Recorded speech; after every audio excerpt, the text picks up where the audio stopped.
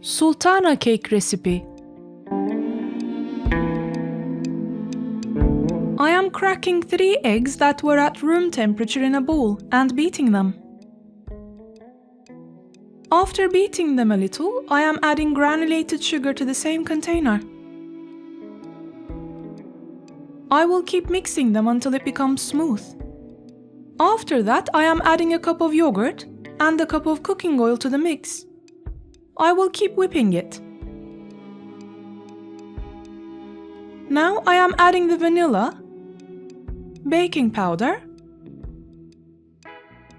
and a teaspoon of bicarbonate of soda. After adding 2 cups and 2 tablespoons of flour, I keep mixing the batter.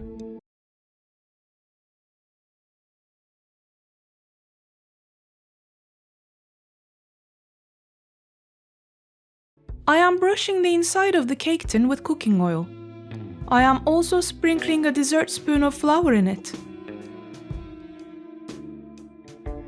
After that, I am pouring the batter inside the tin.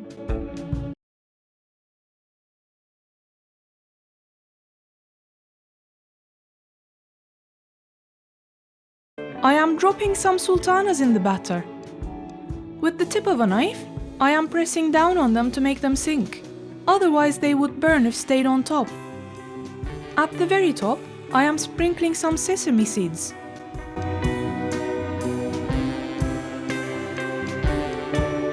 In a preheated oven, it will bake at 180 degrees Celsius for 40 to 45 minutes.